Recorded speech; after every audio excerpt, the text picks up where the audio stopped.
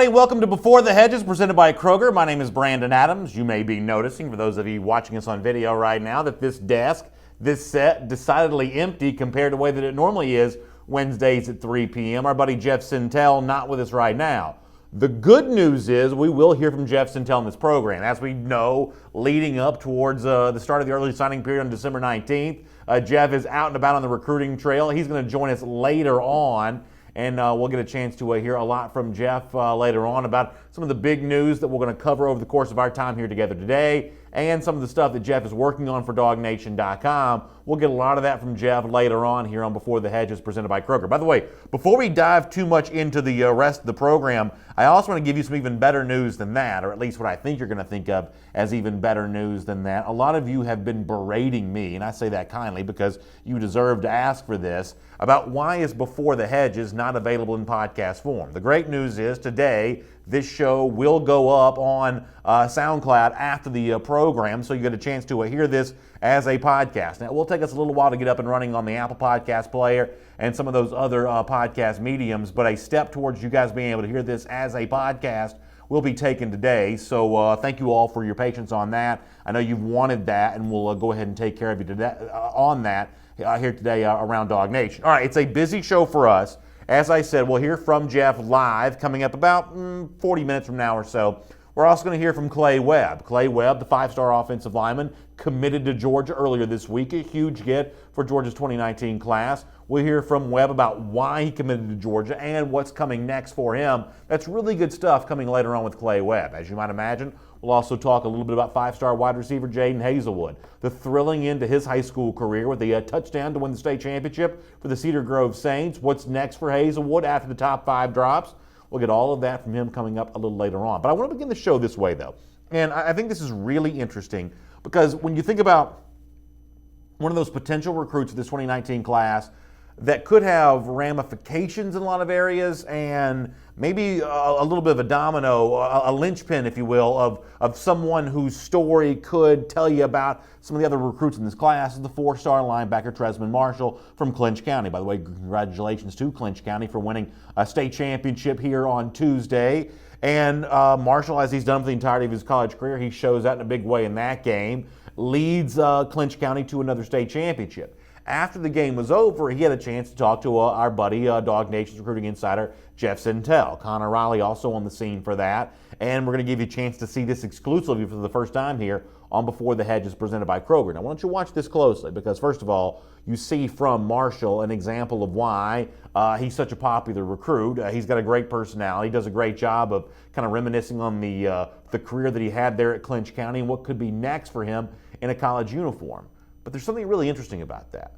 Marshall is a guy who apparently is still leaving the door open, at least a little bit, to the possibility that someone else could swoop in there and get him. And the someone else in this case apparently is Tennessee. If you want to go back to Before the Hedges a few weeks ago, Marshall also kind of opened our eyes a little bit back near the beginning of November when he said that, you know, he's committed to Georgia. He's still committed to Georgia, but his top 3 were Georgia, Tennessee, and Auburn. Well, how are you committed to Georgia if you have a top 3? Obviously, in the world of recruiting, some words mean a little different things than they used to mean. But nonetheless, it sounds like that notion of Tennessee, a campus that Marshall visited near the end of the regular season, it sounds like that's still potentially on his mind just a little bit. This is a player that I believe that Georgia needs, continuing to fulfill that depth at the linebacker position. You saw some of those freshmen come on for Georgia in 2018. You want more of those kinds of players for 2019. I believe that Trezmen Marshall is one of those kinds of players, but it is not apparently a lock that he's indeed going to be at Georgia. Maybe the Dogs still have a little bit of work to do with Marshall. Here is the conversation he had with Jeff Sentell. Watch it or listen to it and then judge for yourself here on Before the Hedges, presented by Kroger. Trezmen, I guess your emotions right now. You were talking about 3 in a row, or 3 never been done before, right? Yeah, 2 in a row never been done. Yeah. But nobody's ever won 3, right? They never won 3. No, I got 3. We got 3. They never won. This is the first time. Yeah, the first time, yes, sir. What does this feel like? Man, I mean, it's a blessing. I mean, I got to go to the next level and try to get one of them things. I'm trying to get one on every level. And I just got to stay humble and just ride it out. God gave me this gift. I got to use it. So I heard you say something about your college coaches were here. You got Georgia gloves on, and then you said "Go Dogs" after you went through that. What's Yeah. up with that? What is left for Trezmen Marshall to decide on that? Go Vols. Go Vols, huh? Nah, I'm playing. Hey, go Dogs, man. I mean, we'll find out. Signing day coming up soon. We'll find out. What are you working through right now? What do you still have to decide there? Still got to decide. I think I decided by now, but I mean, I got a week, so never know. We'll just find out signing day. How hard will it be for somebody to pull you away from the Georgia class?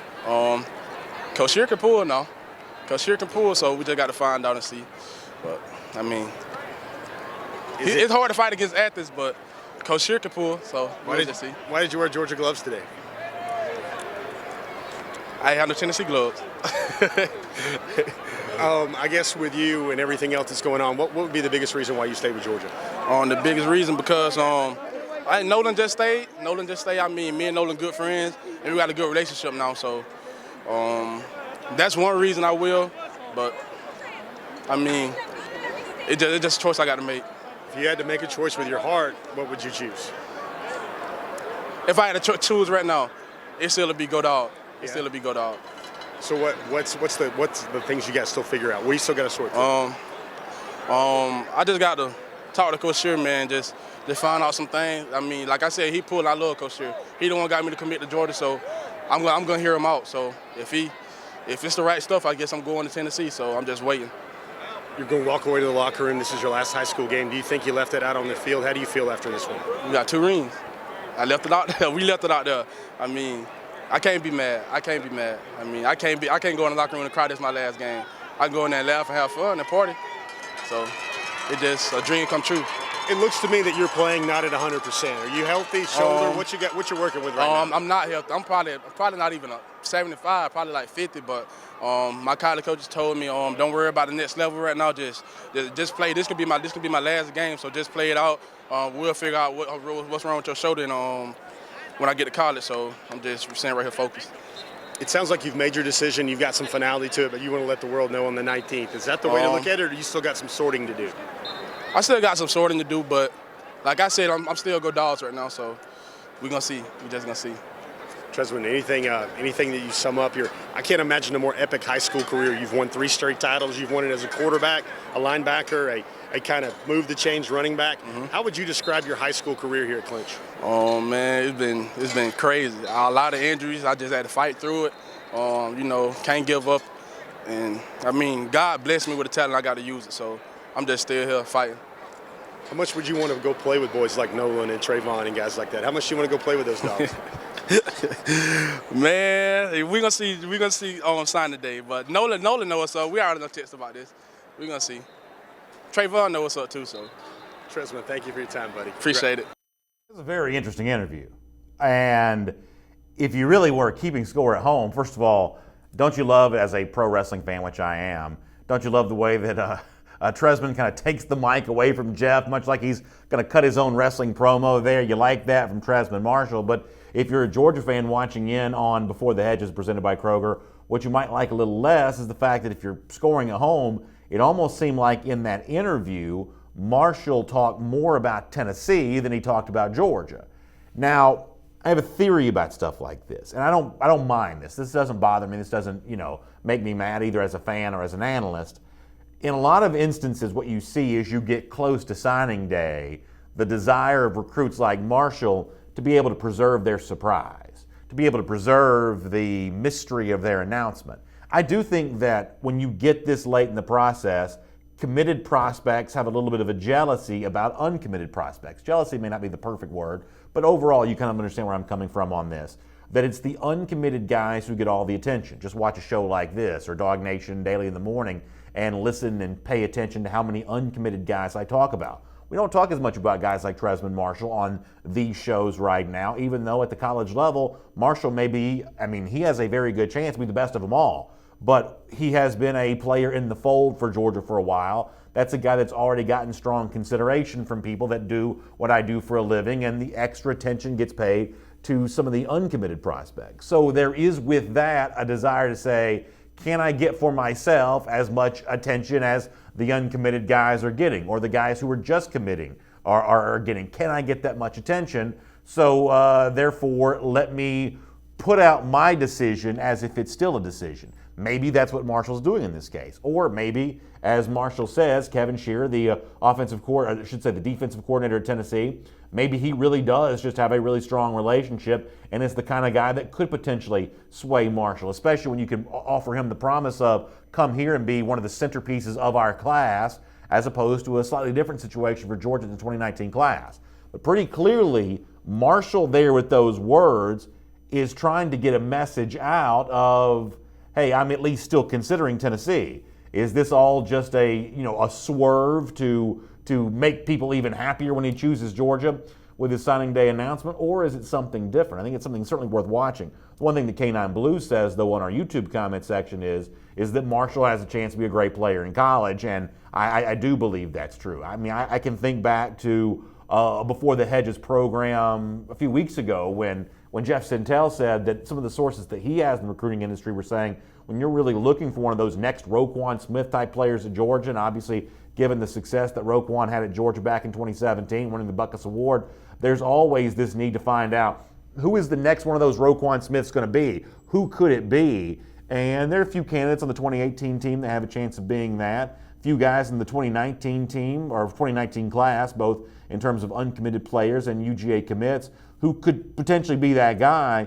And what Jeff Sentell has said in this very desk as a part of this very show, don't count out Trezmen Marshall as eventually being one of those guys that might be able to do that. But at least based on what Trezmen has a chance to say there, it looks like Georgia may have just a little more work to do to make Marshall feel really good about being a part of this 2019 class. He's gotten a lot of love from schools like Tennessee and Auburn. In this case, it seems like Tennessee's the one that's still maybe showing him the love, and maybe Georgia has to show a little love itself in the final closeout. It's also interesting when you think about very similar recruits. Ryan Trouble Davis is a UGA commit. He and Marshall, and to a certain extent, are similar type players. Nakobe Dean, a guy that we'll talk about later on in our show, that's an uncommitted player. A lot of Georgia fans really want him because of how highly he's rated.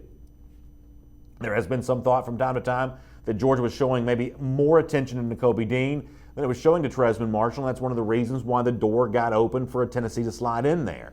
Obviously, the Dean recruitment is still very much up in the air. No one, I think, really right now knows how all that's going to end up. So there are some moving pieces here in terms of showing more attention to Dean means maybe less attention for Marshall, or showing more attention for Marshall, maybe that's an indication of how Georgia feels like its chances are with Nakobe Dean. I think overall, Georgia would like to have all those linebacker prospects, but this is obviously a really, really tough business as you head towards signing day, and Georgia tries to put together the best possible class that it can get. Speaking of some of those top remaining targets like Nakobe Dean, I want to check in on some of those in just a couple of minutes.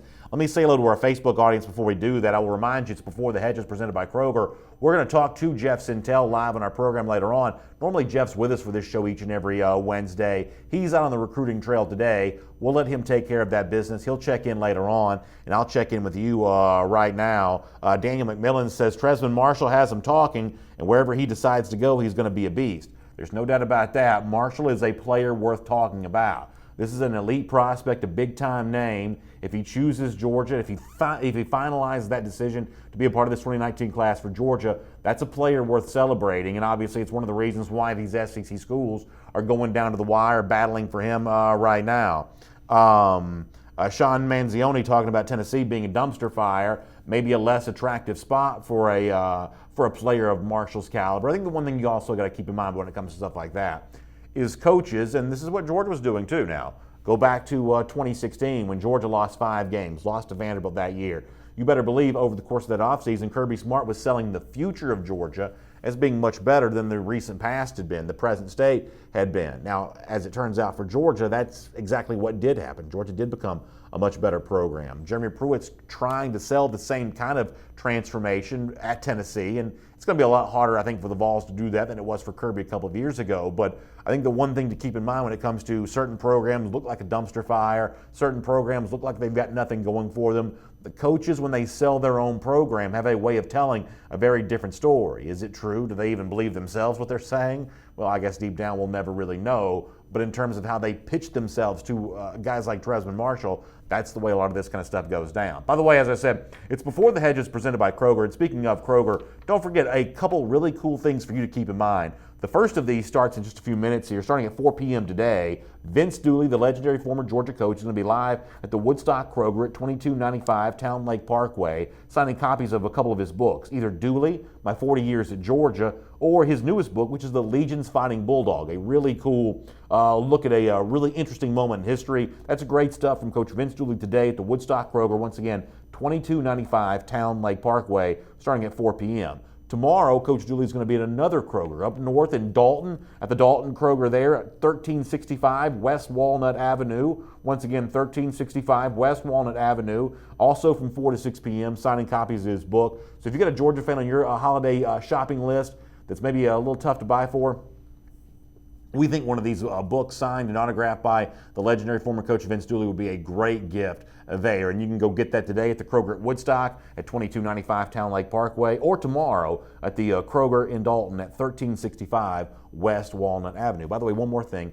Coach Dooley actually going to be with us tomorrow on Dog Nation Daily. Looking forward to having Coach Dooley there for that. Also looking forward to seeing some of these big uncommitted names added into Georgia's 2019 recruiting class. Let's check in on a couple of those right now as we take a look at Georgia's top remaining targets here for 2019. It was kind of funny. We debated off air a lot about what order to put these in today. You know, it's kind of like when Jeff is not in the building, it's a little bit like when you had a substitute teacher in high school. We're sort of left and free to our own devices to kind of do what we want to do. Let me show you the list as we put it together. And if Jeff was here, he might say things just a little bit differently.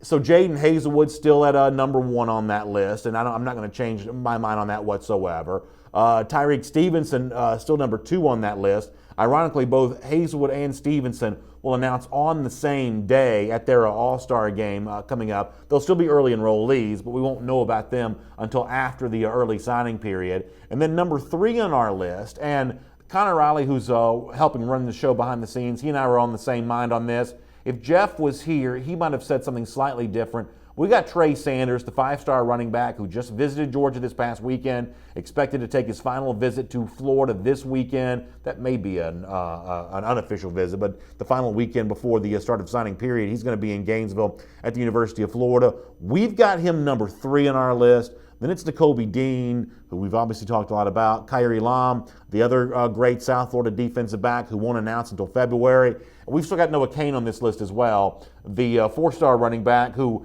as of late, if you follow the the rumor mill and the message boards, it seems like Kane is trending to other programs. That means one of two things. Either good news for Georgia because it feels like it's in a better position with the better overall prospect Trey Sanders, or bad news for Georgia in that the time it's spent trying to impress Sanders has cost Georgia Kane, and eventually both these IMG running backs, Trey Sanders and Noah Kane, could both end up going to go separate places. As I said before, this is just sort of the game you play this time of year, and ultimately Georgia's goal is to sign the best overall class it can sign, and that means sometimes you have to take a few risks here and there. I think that Sanders is a good enough player that it's a risk worth taking. I talked to Jeff Sentell about this on Dog Nation Daily this week. I think that Sanders is a good enough player that you have to be willing to risk not having a running back to go along with Kenny McIntosh. In addition to that, you have to run the risk of not having that running back as opposed to standing pat and not going full-fledged towards Trey Sanders. Sanders is the kind of guy, as much as any of these players we're going to talk about that could be 2019 signees with Georgia. Sanders, along with Jaden Hazelwood probably, those are the kinds of guys that have, I think, the best chance of making the quickest impact on the Georgia program. Georgia could be looking for a running back next season that didn't get carries this year to get carries next year. Now, that could be Zamir White returning from injury. There are a few options as to whom that could be. More carries for James Cook, or it could be a guy like a freshman, say Trey Sanders, doing what DeAndre Swift did in 2017. I think that Sanders is an important name for Georgia right now. I think it's an uphill battle in recruiting. I think some of the social media messages that Sanders has sent as of late have the feel of a false positive, almost like him doing to Georgia what Nolan Smith has done to Alabama. A lot of this we have to wait and see on, but putting him at number 3 on that list, I don't think that's necessarily a bad decision whatsoever. But here on Before the Hedges, of course, the name that was at the top of that list was the 5-star wide receiver Jaden Hazelwood. And I think the one thing we've seen over the last 24 hours or so is that the hype surrounding Hazelwood is undoubtedly justified. This is a guy who is going to get a lot of attention heading towards his decision in early January. And I think in almost every way, he's proven that the hype is definitely worth it. What a moment it was in Mercedes-Benz Stadium yesterday. Now, we've already talked about Clinch County and Trezmen Marshall and their state championship to sort of start the day off. One of the other games there yesterday was Cedar Grove knocking off a real, established power in the state of Georgia, Peach County, and doing so in dramatic fashion on the final play of the game, Jaden Hazelwood catching a big touchdown. Our buddy Connor Riley was there to capture this video. Take a look at Hazelwood here, at least for those of you watching on video. Take a look at Hazelwood and the touchdown that he catches here to win a state championship for his team. The reason why Georgia's even, or I should say Freudian slip there. The reason why Cedar Grove's even in position for this play is because of a kick return that Hazelwood had. What an incredible touchdown for Jaden Hazelwood. I think we have that one. Let's take a look at Hazelwood here. Working on single coverage, going to get a chance to swoop over, come up with a big catch, putting his body in a position to come up with it, and a thrilling moment there as he takes off the helmet, runs to celebrate. I mean, you can't have a more storybook ending to a high school career than what Jaden Hazelwood was able to put on display right there.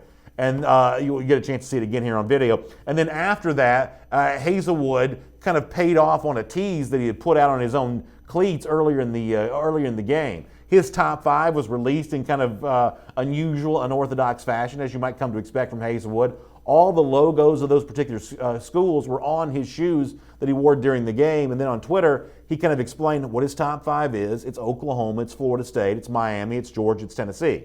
Now, he says it's time to sort of, condense this down to a top 5. If anything, for some Georgia fans, it feels like this is expanded, given the fact that it wasn't that long ago that Hazelwood was a Georgia commit. But he is considering these 5 schools. None of these 5 are necessarily that big of a surprise. Tennessee's insertions based on the fact that he just visited there this past weekend. But those are the top 5 for Hazelwood. And, we played this audio for you on Dog Nation Daily this morning. We've had it for you on Before the Hedges in the last few weeks or so. Hazelwood told Jeff Sentell not that long ago that he was kind of clueless as to where he might go. He wasn't really sure about the ultimate decision that he was going to make. I actually take Hazelwood at his word when he says that. I do believe that Hazelwood probably is undecided at the moment, and that top 5 represents, I think, probably his best thinking at the moment. I think ultimately, though, that 2 things will prevail here. The first of those things is that the school that he's been the happiest with the longest over the course of this recruiting process, based on his his own statements over the course of years, has been Georgia. Ultimately, I do think that's going to matter in this process. My prediction remains that Hazelwood will pick Georgia, even if it's not based on him knowing right now where he's going to go. That's ultimately what I think he's going to decide. I also take a lot of stock in Jeff Sentell's piece from DogNation.com about a week or so ago, citing the advisor that says that Hazelwood, the thing he wants to do the most is win a national championship. Well, real quick thought exercise here for a moment. Can we show the tweet from Hazelwood one more time? Take a look at these schools in terms of winning a national championship. If people close to Hazelwood believe that's true, which of these schools over the course of the next 3 or 4 years has a real chance to do that? Oklahoma, the school at the top of the list, you'd obviously have to say they're in the mix for that. They've been in the playoff now 2 consecutive years. They're in the playoff right now. That's a national championship contender. I think Florida State's at least 3 years away from being able to do that. I think Miami's at least 3 years away from being able to do that. I think Tennessee may be 30 years away from being able to do that, which really just leaves the other school, Georgia and Oklahoma, in the mix there. Now, you got to also think about this in terms of potential off-season turmoil. Georgia, for the most part, is going to remain a pretty established program. Georgia loses Mel Tucker, but that's not the side of the ball that Hazelwood cares the most about. In terms of its coaching staff and the offensive side of the ball, everything in Georgia is firmly in place, including potentially both quarterbacks again for next year. We know that Oklahoma's losing Kyler Murray. There are rumors that Lincoln Riley may consider the NFL. The offseason for Oklahoma could be a little more tumultuous than what it's going to be for UGA. Is Hazelwood paying attention to that? We ultimately don't know, but that's at least something to keep in mind. That's my thoughts on Hazelwood. How about Hazelwood's own thoughts on his own process? Here on Before the Hedges, presented by Kroger, as you might imagine, Jeff Sentell, Connor Riley, the Dog Nation staff on hand at Mercedes-Benz Stadium yesterday. They were able to catch up and get some time with Hazelwood. Hazelwood discussed where he is in the process right now, the pains that he went to whittle it down to a top 5 and make that public to the world, and what could happen next. Here's Jeff Sentell on Before the Hedges with Jaden Hazelwood. Another chapter in the process as Hazelwood gets closer to a decision early January. Take a look at this right now. I'm just going to throw this one up to you. What was your emotions like after that one? I don't know if you could don't know. I started crying. It went from excitement to crying. I wore Trezmen jersey today, and I made the big play to win the game. So that's like a dream come true. You know what I'm saying? First of all, what did it feel like when you put the jersey on today? Did it feel different? I stopped by his grave site this morning, matter of fact, and just putting it on, you know, that still shedded a few tears. You know what I'm saying? And played ball today. You know, these moments, they go bigger than sports. Did it feel like he was with you? Did it feel like he was looking down? How would you explain? I know he's looking down. I know that for sure. And I'm just glad everything happened this playing. What makes you say you know he was looking down? How do you feel that? I could feel it. Like, me and Isaiah Ratcliffe, that was our boy, you know what I'm saying? You know he looking down there smiling. I think you collapsed after the game on the field. I did. What's going through your mind there? Thankfulness, gratitude, what? All of it. Emotions, all of it. So before the play, what was going through your mind? Was the ball going to you? Did you say give it the ball? I told him to throw me the ball. I told him I'm gonna be open. That's what I told him. And I looked him in his eye. He looked me in my eye. He said, he shook his head, yeah. And I knew I was getting the ball, so I knew I had to make a play. I ain't really made one. I made 2 special team plays. And I had 1 catch. That was my second catch, I believe. So not the best game, but we won. Best ending? Yeah, best ending. Can you put in this moment? That's a memory. I'll never forget that one. I'll never forget it. 30 years old, wherever you're at, you're going to never forget it. You had an interesting choice of footwear today. Tell me about that. I had my top 5 on there. I had CG Saints and I had Long Live Trey on there as well. So these are the top 5 schools, correct? Which will be dropped tonight, matter of fact. It'll be dropped tonight. Do you know about, I think you said a second ago, you're playing on signing next week. Has that changed, or are you going to not know anything until after you? Well, I'm signing, but nobody's going to know until I announce, except the school. A lot of schools are here watching you right now. Did you notice that, or are you just playing a football game? I try not to get into it, you know what I'm saying? Because I don't need no distractions. To me, I feel like that's pressure. So I try to get away from all that and just play ball. I seen everybody after the game, though. You saw everybody, right? Yeah. You saw head coach, you saw all that. What does that mean to you now? Because you've got to close this book and move on now, right? Right. What does this mean to your decision going forward, and what's that going to be like? I mean, I really couldn't answer that. Yeah. Yeah.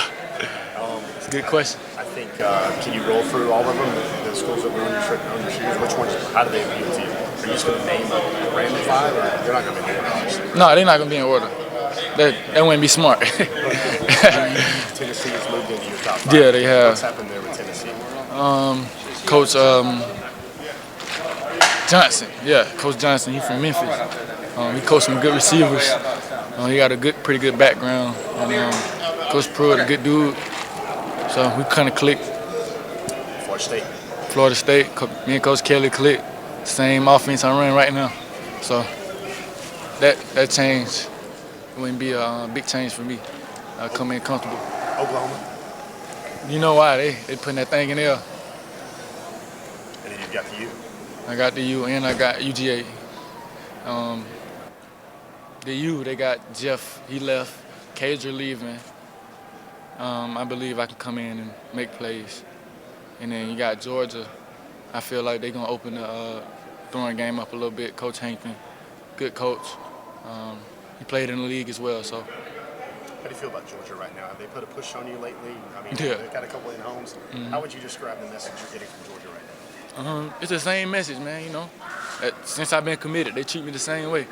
Ever since I've been committed and before. They still on me hard. Would you change anything about your senior year, the way this has all went down? I wouldn't change a thing.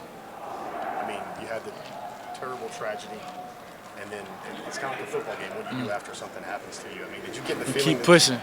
You keep pushing. That's the only option. Like, the next day, the sun's still going to rise, so. Jaden, when you're an old man and somebody asks you about this state championship game and this year of your life and wearing number 11, what will you say? How in any idea will you wrap this up for someone? I'm going to get him that last play in full detail. And then celebrating with my teammates after. How's this championship different than the other one? We did it for Trezmen. And then the first one, I played the worst game of my life. I saw you at the podium. You were looking up at the sky a lot, pointing.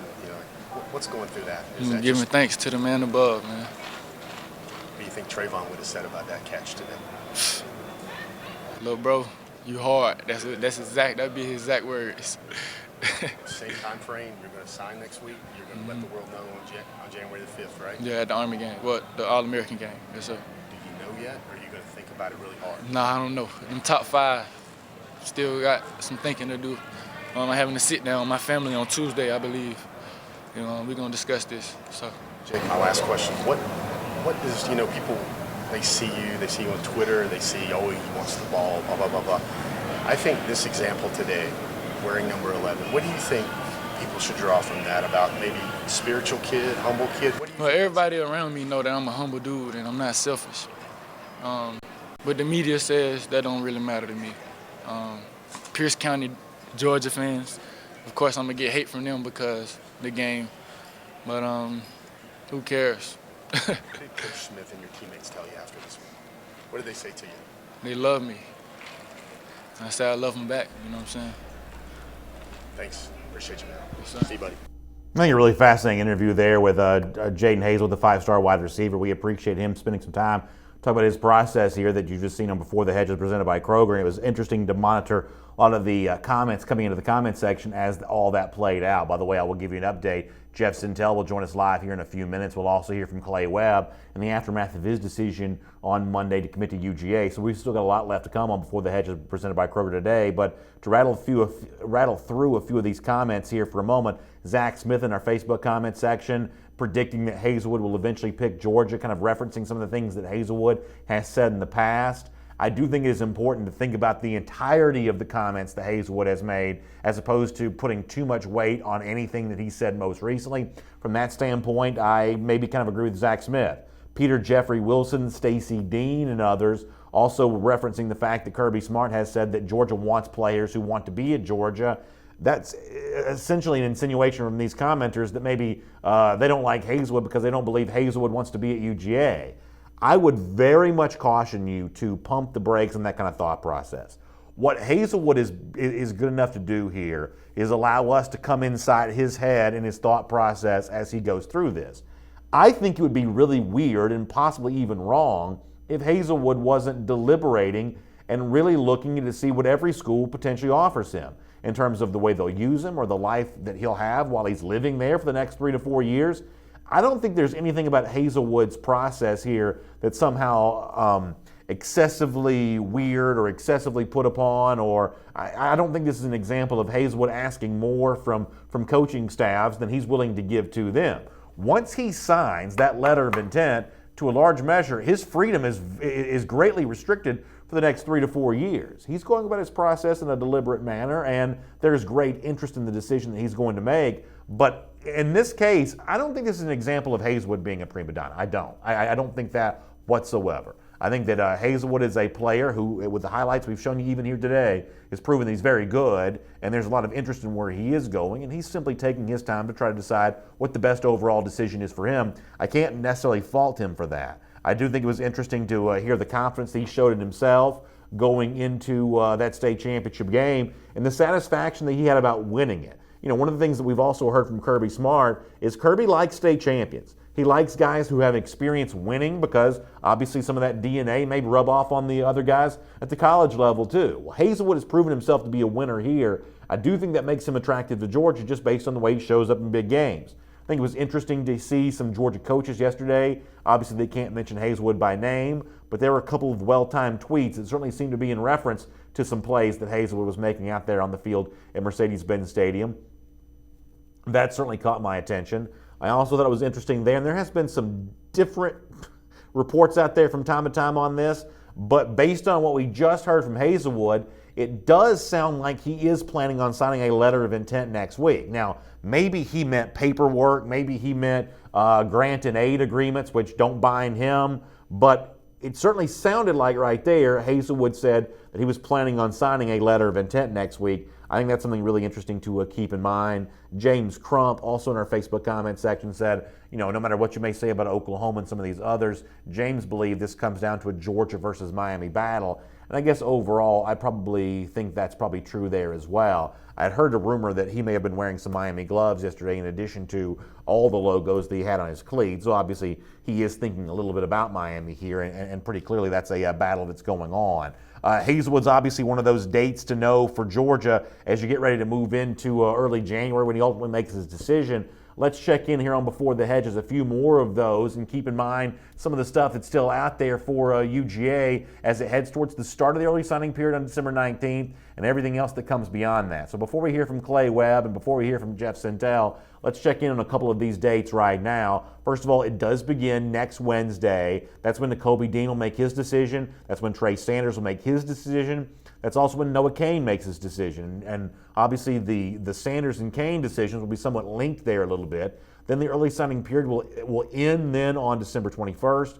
But for Georgia, those early enrollees don't necessarily stop just because early signing period has ended. As Jaden Hazelwood just explained, his process will take him into January. He'll announce then the same that Tyreek Stevenson does in terms of where they're going to go, and then they'll very quickly become a part of the college campus they choose. Stevenson, another guy that could potentially come down to Georgia-Miami, much like it might come down to with a Jaden Hazelwood. And then in February, Georgia will at least be waiting for Kyrie Lam. I guess there's also a chance that a couple other guys could kind of float into that February timeline as well. But at the very least, another South Florida defensive back Georgia will be waiting on is Kyrie Lam, who's slated to make his decision as a part of the traditional old school February signing day.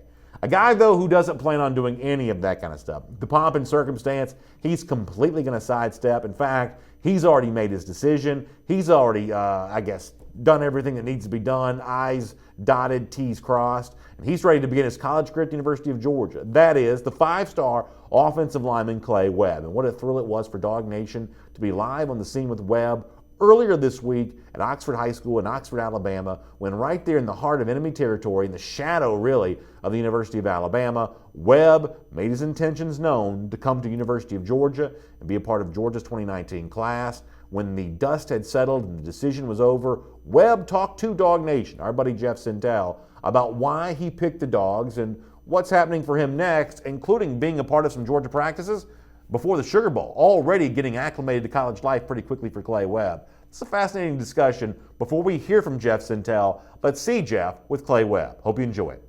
Clay Webb, obviously you've been asked everything, but I just want to know what's going through your mind right now. It's pretty crazy. It's kind of hard to think of anything to say. What type of player is Dog Nation going to get now in Clay Webb? What's coming to Athens? Well, I don't know how to stop. You said, I think there's some talk that you might try to practice this Friday or next Friday. Can you go over maybe what the immediate plan is for when you'll join the program? I think this Friday I'm going to already be in the facilities and being able to practice with them.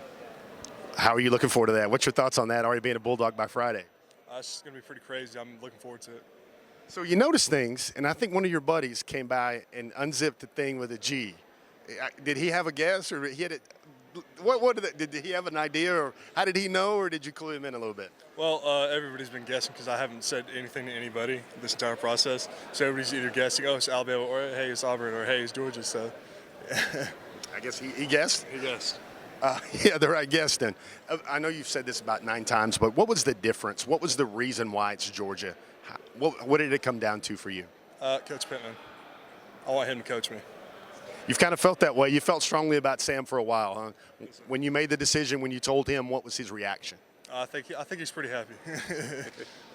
The immediate thoughts for you, you're going to try guard. Is that still the plan? You're going to try guard, and then as you grow as a player, you're going to think about center. Why did that make the most sense to you? Well, just because once I come in, I'm going to be like culture shocked. It's going to be like different completely from anything I've ever seen. So I think if I play at guard, I won't have to actually memorize the entire offense right off the bat and like make checks and calls and stuff like that. So he's trying to ease me into it. When did you feel settled with it? When were you like at peace with it? When your decision? When did you finally know 100% it was Georgia? The 8th. On the 8th? Yes. What did that come down to? Why? It was just, I guess it was hard to, say no to some of these teams and the reputation I built with these guys, and just was like hard to say, hey, I'm going somewhere else. You know what I mean? How hard was it? How hard is it going to be to leave the state of Alabama? Because this is the first time Georgia has pulled a player that both Alabama and Auburn desperately wanted. How hard is it for you to leave this state? It's tough. I used to live It's a little tough, yeah, because everybody's either Alabama or Auburn fan, I guess. What number will you wear? You have any idea about that? No idea. I'll take whatever they give me, I guess. You're just going to be in red and black, right? Yeah. Now I think you got aunt and uncles that live in Bogart, right? They live in Athens. So are you going to destroy their grocery bill over the next few years? What's that's going to be like? I don't hope not. But maybe he can come in some days and just be like Sunday, or just like, hey, what's up? I think, Clay, my last question for you. When you told Sam Pittman how you were coming, what was his reaction? What did he say? I'm sure that's a great story. He started, well, I think when I was talking to him, he was like just kind of relaxing in his living room, maybe, and his like wife was doing something. And he started yelling for his wife, and I told him. He was yelling for his wife, and you told her. Jamie, we got Clay. Clay Webb, everybody. That's Clay Webb, Dog Nation, about 3 or 4 good minutes. Appreciate you, man. Really good stuff there from Jeff Sentell, and also really good stuff from Sam Pittman, who showed this reaction after the news from Clay Webb. It's been a little while since I was able to tweet something, but today just seems like a really great day to tweet out, I don't know, go Dogs. Yes, sir!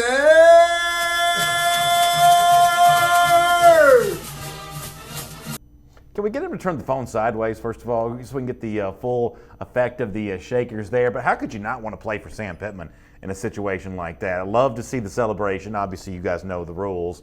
Pittman can't mention Clay Webb by name, but that's become the tradition.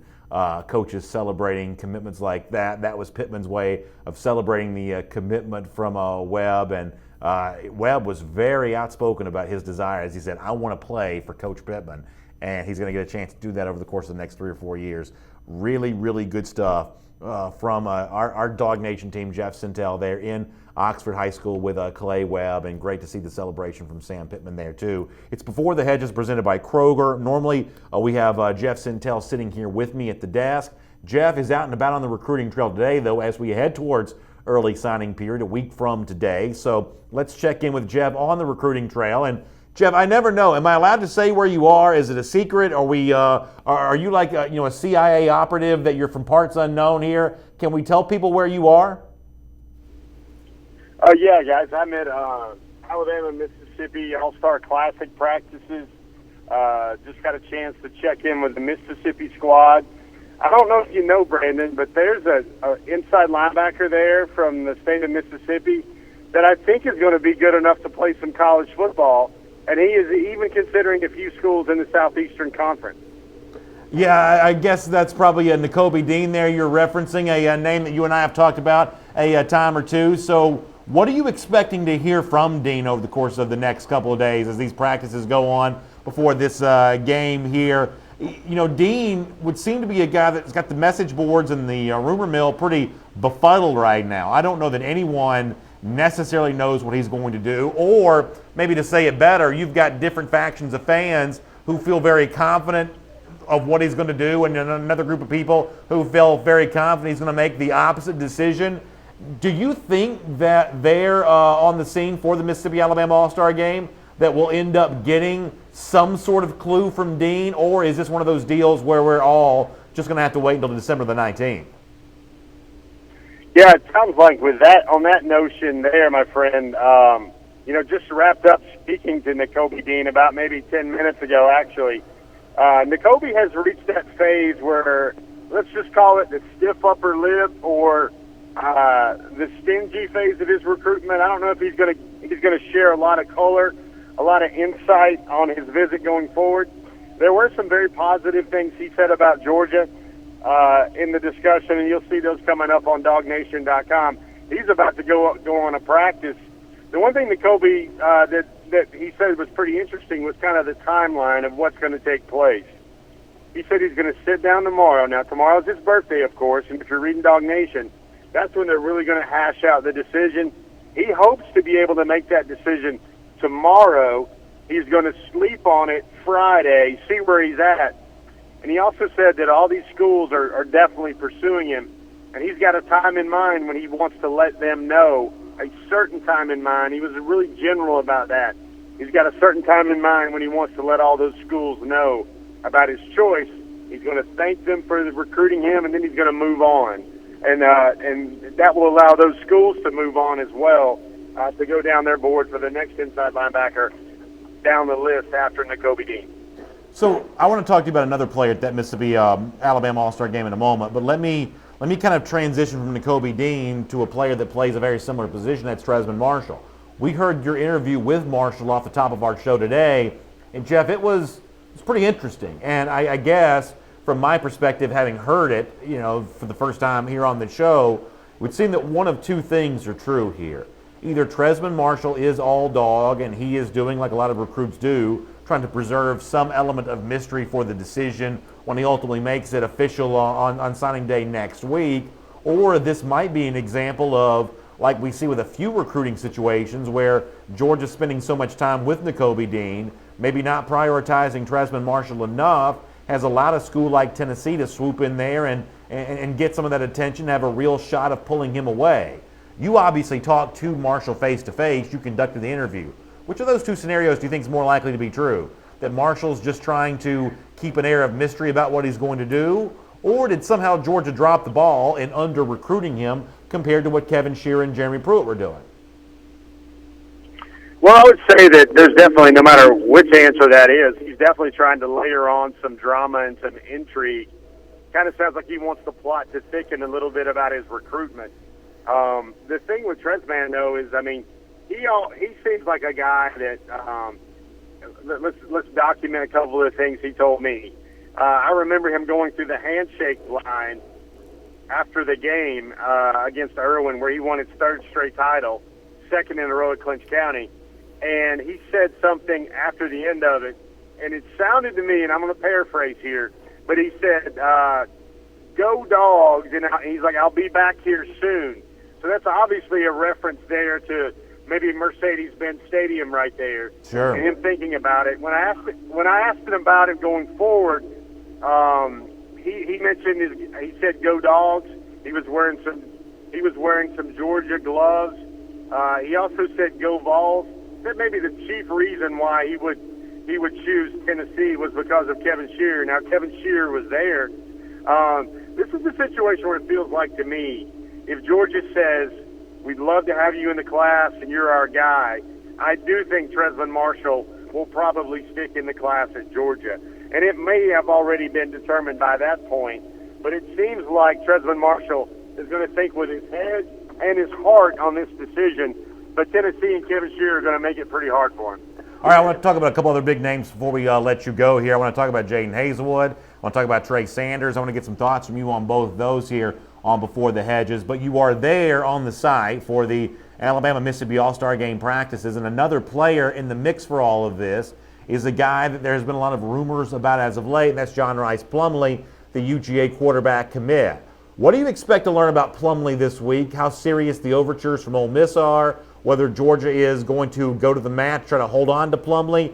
Do you expect to gain a lot of insight on that? Dylan Gabriel, kind of now the new name in the mix potentially for Georgia. Maybe the possibility of both these quarterbacks. What do you expect to learn on the quarterback front in the same spot as John Rice Plumlee here? Yeah, I spoke to Plumlee as well, Brandon, during Mississippi check-in practices. So thank you for setting that one up on the tee there for me, sir. Great job as always. Plumlee says he's still committed to Georgia.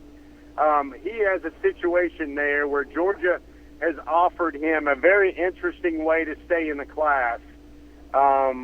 Full details will kind of go up on Dog Nation, but it sounds to me like Plumlee will delay any signing until the traditional signing period going forward for that.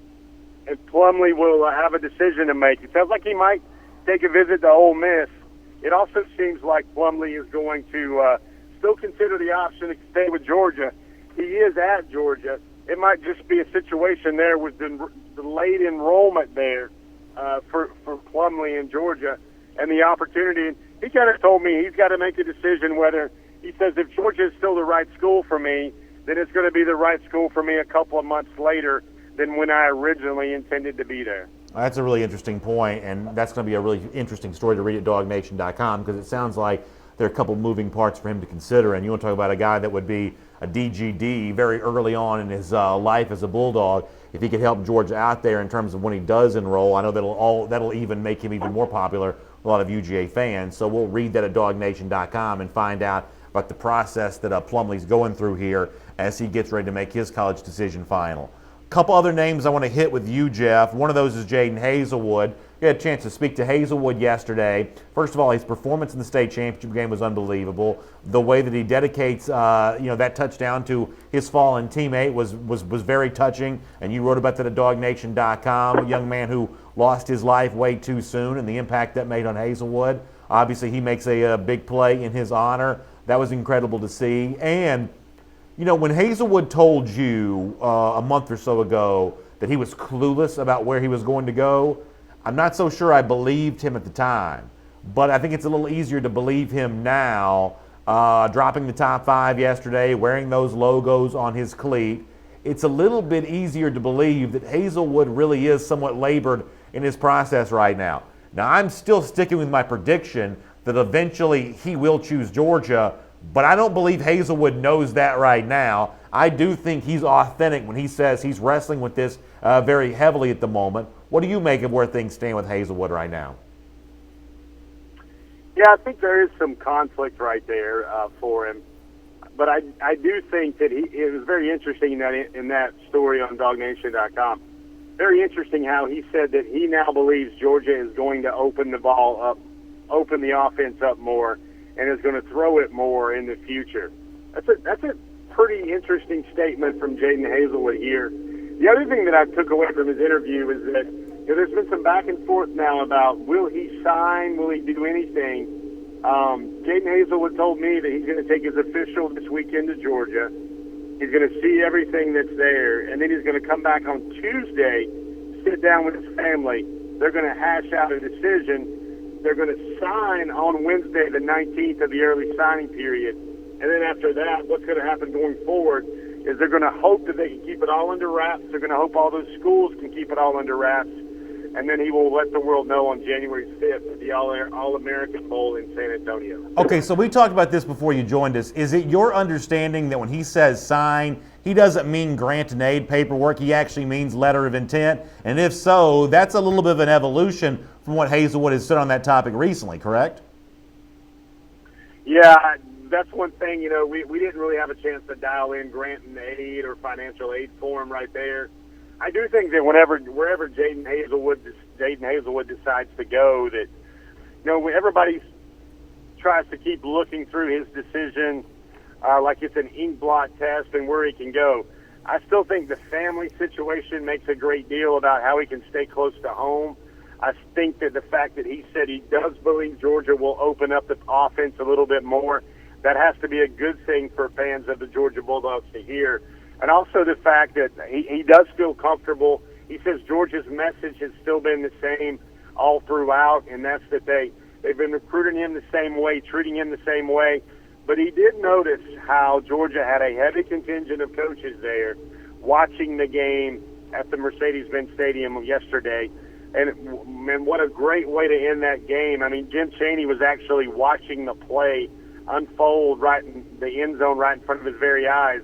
And there's a chance to maybe take that number 11 and make him the number 2, the new number 2 for the Bulldogs in the passing game at the wide receiver spot. Yeah, it's quite a moment, no doubt. It was a dramatic moment in Mercedes-Benz Stadium yesterday. Jeff, I know you've got to go because you've got practices to cover there, and we appreciate you being on the scene for Dog Nation.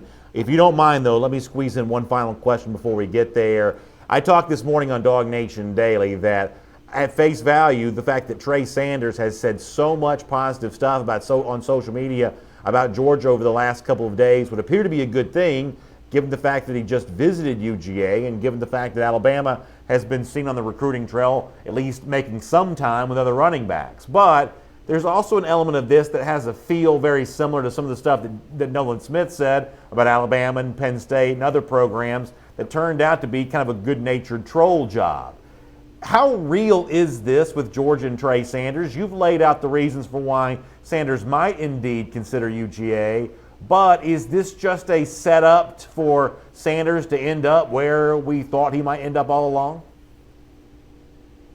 No, I don't think subterfuge is at work here right now with the Trey Sanders decision. I don't think he's trying to set up one thing or another. Folks have to remember, though, that Georgia was his second offer.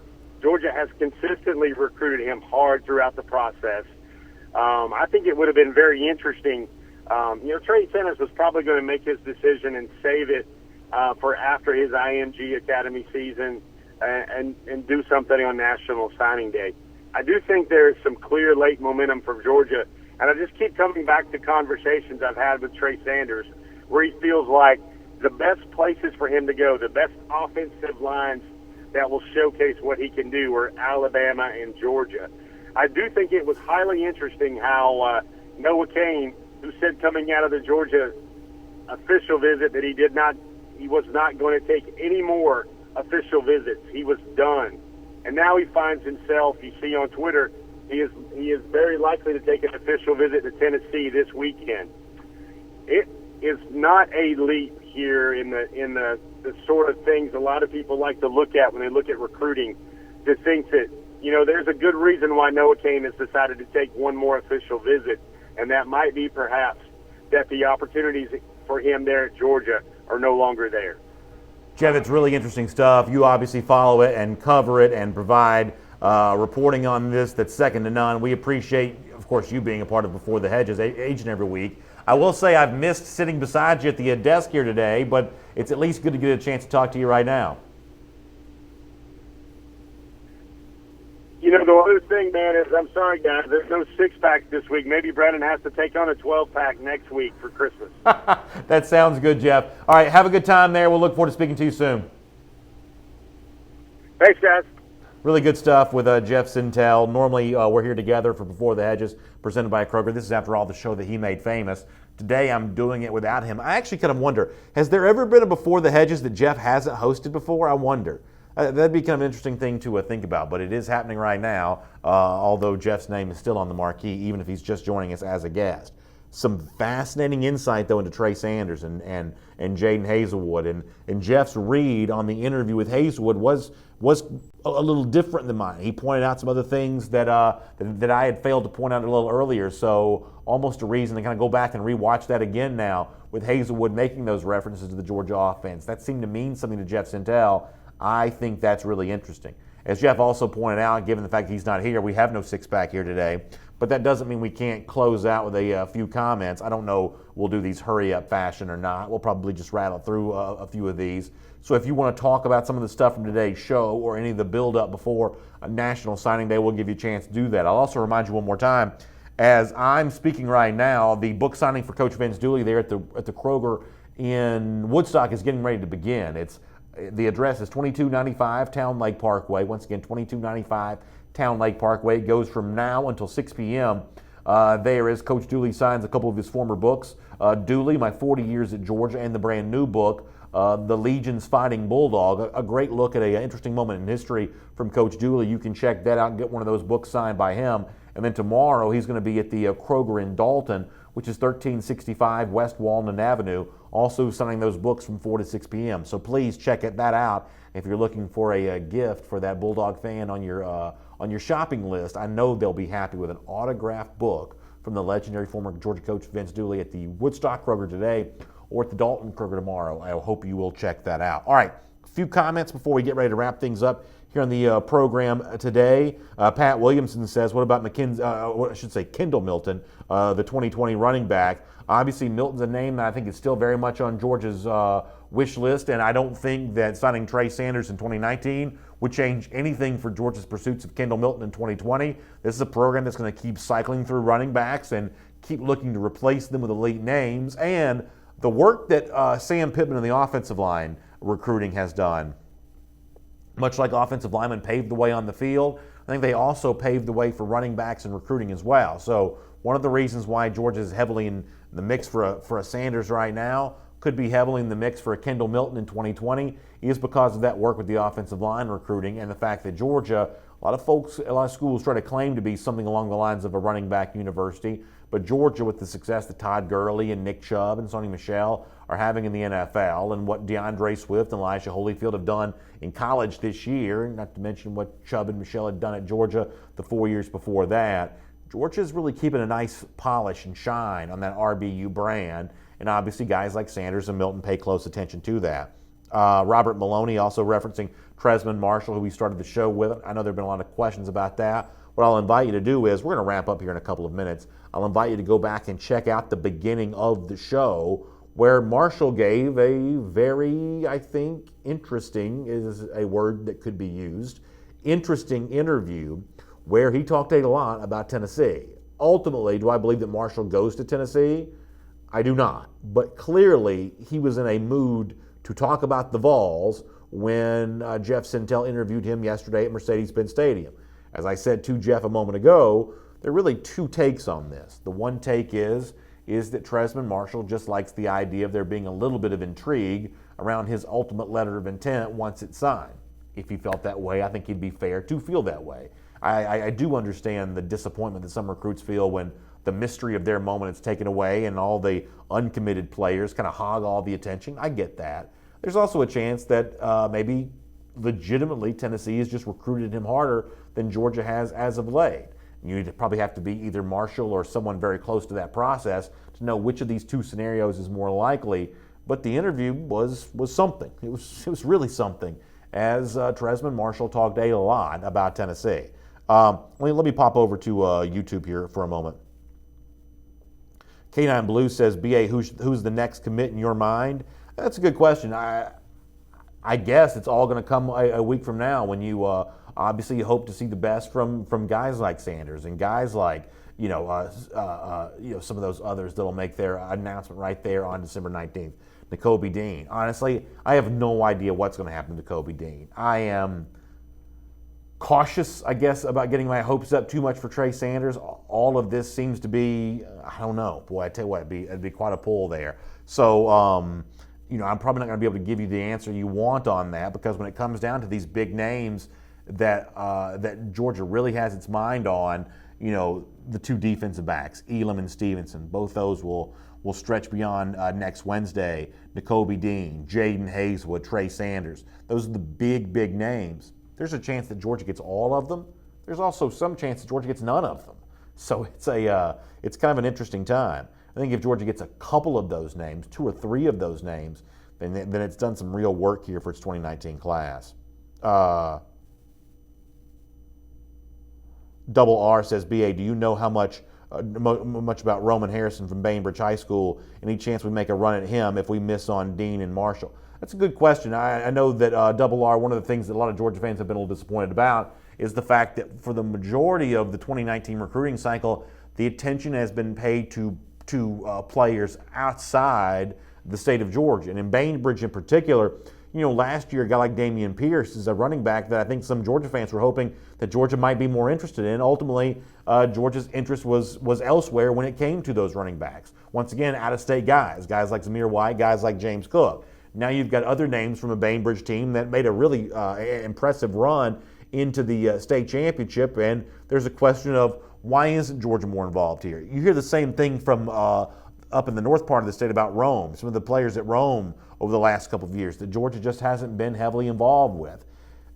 Kirby Smart's got a tough job, and one of the reasons why he's paid as much as he is because a lot of times he has to look at people and sort of tell them what they don't want to hear. And as it stands right now, it does certainly seem like Georgia's recruiting priorities, even if some of their targeted guys say no, it certainly seems like Georgia's next best case scenario in a lot of instances is also an out-of-state name right now. That's not necessarily what Georgia high school football fans want to see and hear, but that certainly seems to be the case right now.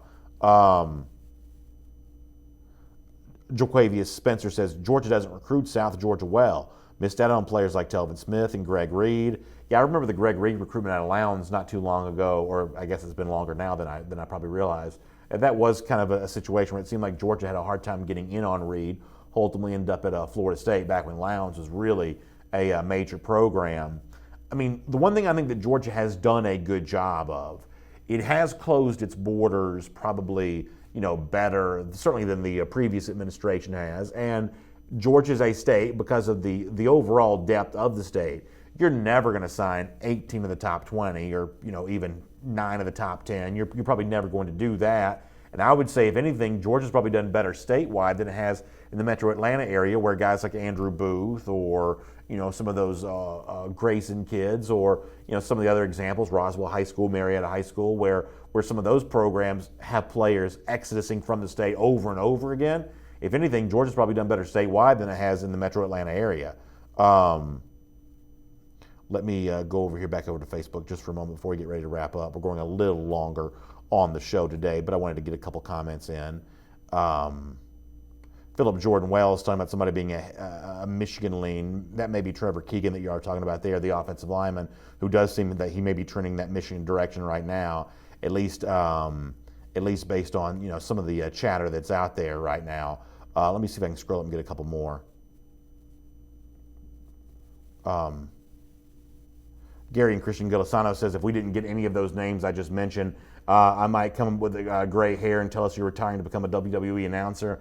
Yeah, listen, I'll be disappointed if Georgia doesn't get some of those names, but it is kind of funny how in flux a lot of this stuff is kind of right now. Drew Roman talking about quarterback recruiting.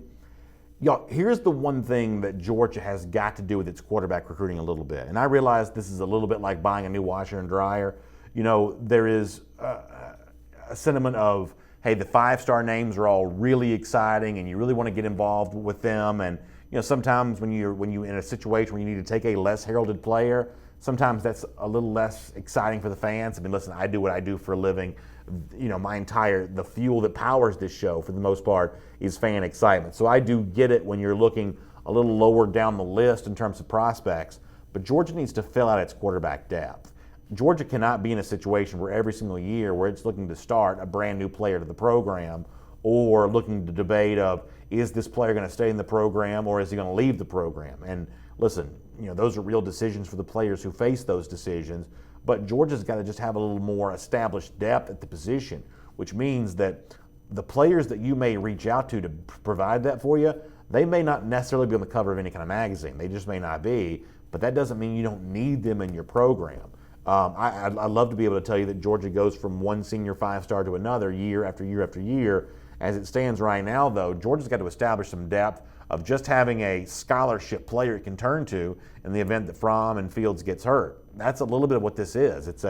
You're buying a utility here. You're not necessarily buying a luxury item. And so from that standpoint, quarterback recruiting is worth paying attention to, even if the names that Georgia's looking at aren't necessarily the Jake Fromm, Justin Fields, Jacob Eason type names. Let me see if I can do one more before we get out of here. Nick Vernon says, BA, what about Zamir White? Zeus, will he come back and be as impressive as he was in high school? I certainly wouldn't put it past him, and I won't pretend to be a medical expert in terms of knowing what 2 ACL tears, 1 on each knee, what that really means for White. But we've seen the video of this, of how White was working for his first injury recovery. My guess is he'll approach the second injury recovery just as intensely. I think that'll be really good news for Georgia. And if a guy like Trey Sanders comes in, it's going to be a competition the way that everything else is going to be as well. On paper, before injuries, you'd have said, well, Zamir White's probably the better overall prospect. But in terms of how it actually plays out once they go through reps in practice, who knows? That's the beauty of football. It's meritocracy. The best guy gets a chance to be on the field. And when Georgia has a competition of that level, if Sanders did indeed come to UGA, then the overall product that Georgia puts out just stands to be that much better itself. It's one of the reasons why we love these recruiting stories, because it's a chance for Georgia to fill in elite talent in every single spot.